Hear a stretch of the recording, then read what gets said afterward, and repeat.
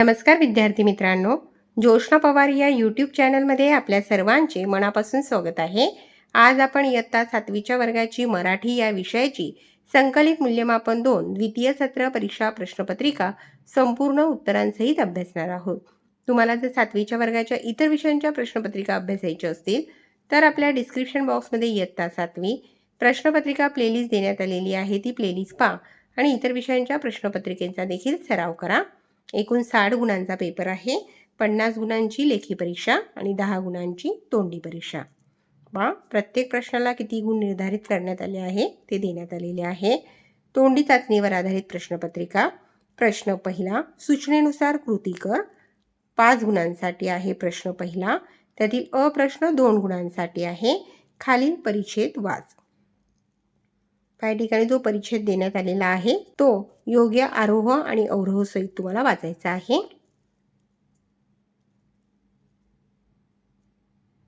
हा प्रश्न 3 गुणांसाठी आहे. दिलेल्या परिच्छेदावर आधारित प्रश्नांची उत्तरे सांग. परिच्छेदावर आधारित प्रश्न पहिला, परिच्छेदात लेखकाने कशाच्या संदर्भात विचार व्यक्त केला आहे. दुसरा प्रश्न, आपले लेखन जेवढे सुवाच्य, सुंदर, वळणदार पाहिजे तेवढेच शुद्ध आणि बिनचूकही असावे. लेखकाच्या या विचारांशी तू सहमत आहेस का? का ते सांग. प्रश्न दुसरा 5 गुणांसाठी आहे.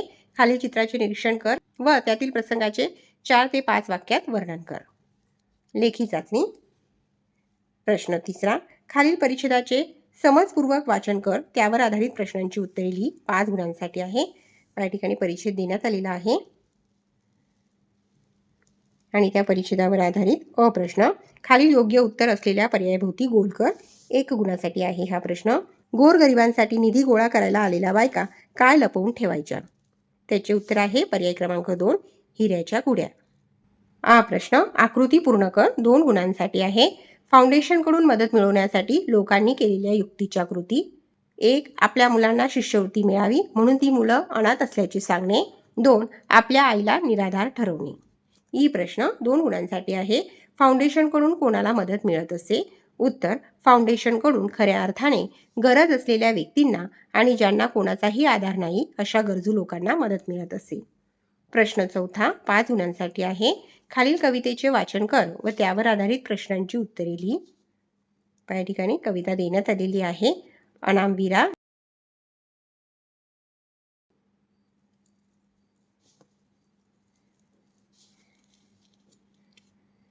व्हिडिओला घाई होत असेल तर व्हिडिओ थांबवून संपूर्ण प्रश्नपत्रिका व्यवस्थित वाचायची आहे. कवितेवर आधारित अ प्रश्न 1 गुणासाठी आहे. कवितेत कोणाचे वर्णन केले आहे ते लिही. देशासाठी आपले प्राण अर्पण करणाऱ्या अनाम सैनिकाचे वर्णन केलेले आहे. हा प्रश्न, जळावयास्तव संसारातून उठोनिया जाशी या काव्यपंक्तीतील संसार शब्दाचे 2 अर्थ लिही. 2 गुणांसाठी आहे हा प्रश्न. एक आहे प्रपंच आणि दुसरा अर्थ आहे जग. ई प्रश्न, संध्याकाळ झाल्यानंतर आकाशातील रंग आणि प्रकाशाच्या रेषा कोणत्याही आवाजाशिवाय नाहीशा होतात. त्याप्रमाणे सैनिक सीमेवर लढत असताना मरणाची भीती न बाळगता कोणतीही अपेक्षा न करता शांतपणे मृत्यूला सामोरे जातात. या अर्थाची कवितेतील ओळ शोधून लिही. कवितेतील ओळ आहे, मूकपणाने तमी लोपती संधीच्या रेषा, मरणामध्ये विलीन होसी ना भय ना आशा. प्रश्न 5वा 3 गुणांसाठी आहे. खालील काव्यपंक्तीचे वाचन कर व पुढे दिलेल्या सूचनेप्रमाणे प्रश्नांची उत्तरे लिही.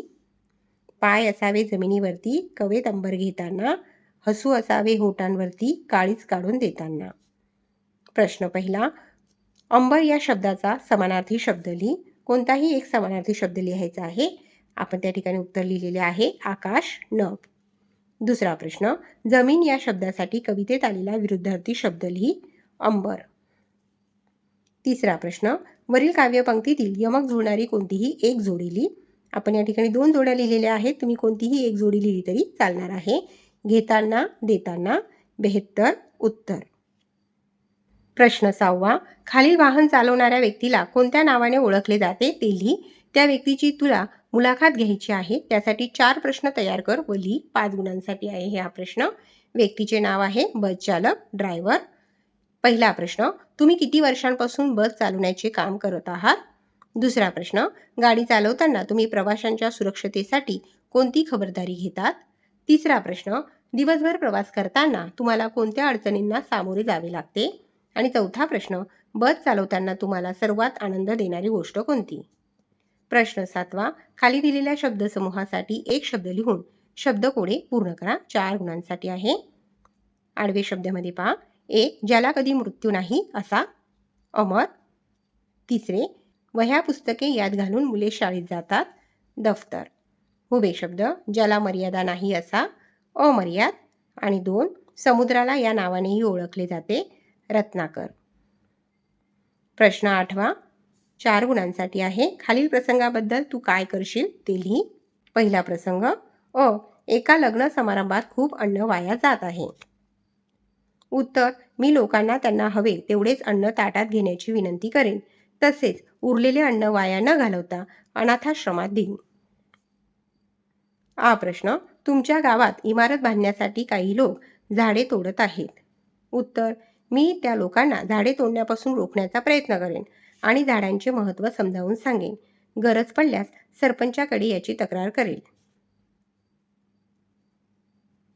प्रश्न 9वा 5 गुणांसाठी आहे. खालील अपूर्ण कथा पूर्ण कर व कथेला योग्य शीर्षक दे. शीर्षक आहे मैत्रीचे मोल. कथा, एका मोठ्या शाळेत वार्षिक क्रीडा महोत्सवाचे आयोजन करण्यात आले होते. 7वीच्या वर्गात समीर आणि राहुल नावाचे 2 जिवलग मित्र शिकत होते. समीर अभ्यासात खूप हुशार होता, तर राहुलला खेळाची प्रचंड आवड होती. क्रीडा महोत्सवाच्या दिवशी धावण्याची शर्यत सुरू झाली. दोघांनी शर्यतीत भाग घेतला होता. शर्यत सुरू होताच सर्व मुले वेगाने धावू लागली. राहुल विजय रेषेच्या अगदी जवळ पोहोचला होता. तितक्यात राहुलला मागे काहीतरी पडल्याचा आवाज आला. त्याने मागे वळून पाहिले तर धावताना समीरचा पाय अचानक मुरगळला होता. राहुलने क्षणाचाही विचार न करता मागे फिरला. इतर स्पर्धक पुढे निघून गेले. समीरला साथ देत चालत ते विजय रेषेकडे गेले. त्याचा पराभव झाला, पण राहुलने इतर लोकांचे मन जिंकले व त्याला विशेष बक्षीस दिले.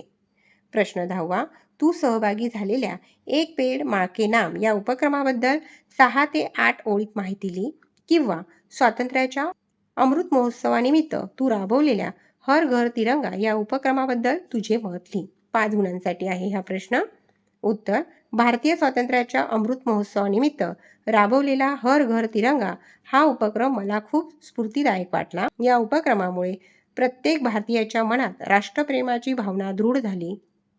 मी सुद्धा माझ्या घरावर मोठ्या अभिमानाने तिरंगा फडकवला होता.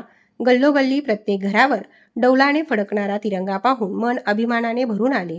हा उपक्रम म्हणजे आपल्या देशाच्या स्वातंत्र्य लढ्यातील वीरांना दिलेली एक मोठी आदरांजलीच होती. अशा उपक्रमांमुळे आपल्याला आपल्या राष्ट्रध्वजाचे महत्त्व, देशाचा गौरवशाली इतिहास पुन्हा एकदा समजला. प्रश्न 11वा, खालील शब्दांना प्रमाण भाषेत कोणते शब्द वापरतात ते लिही. 3 गुणांसाठी आहे हा प्रश्न. 1. मले, मला. 2.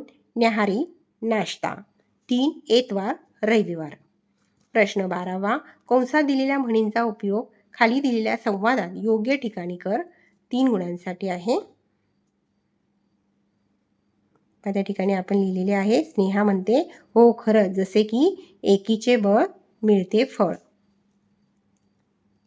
दुसरी म्हण दिलेली आहे, प्रयत्ने वाळूचे कण रगडिता तेलही गळे. आणि तिसरी म्हण दिलेली आहे, नाचता येईना अंगण वाकडे. पूर्ण संवाद वाचत नाही, त्यामुळे आपला व्हिडिओ जास्त मोठा होईल. प्रश्न 13वा, खालील प्रश्नांची उत्तरे लिही. त्यातील अ प्रश्न 2 गुणांसाठी आहे. दिलेल्या उभयान्वयी अव्ययाचा वापर करून एक वाक्य लिही. अथवा वाक्य आहे, सुनीता अथवा सुशीला यापैकी एक मुलगी सहलीला जाईल.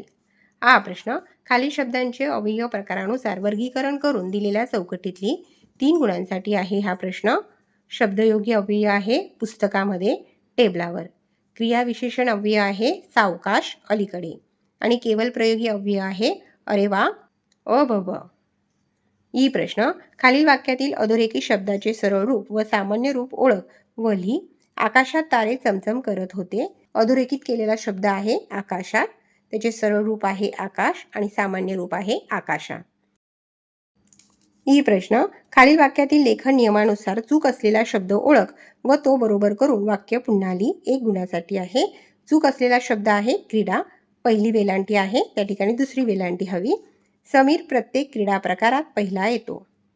पहा विद्यार्थी मित्रांनो, या ठिकाणी आपण इयत्ता 7वीच्या वर्गाची मराठी या विषयाची संकलित मूल्यमापन 2 द्वितीय सत्र परीक्षा प्रश्नपत्रिका संपूर्ण उत्तरांसहित अभ्यासली. व्हिडिओ आवडल्यास व्हिडिओला लाईक करा आणि चॅनलला सबस्क्राईब करून ठेवा, जेणेकरून या पुढचे जे नवनवीन शैक्षणिक व्हिडिओ मी यूट्यूबवर टाकेन त्याची नोटिफिकेशन अगोदर तुमच्यापर्यंत पोहोचेल.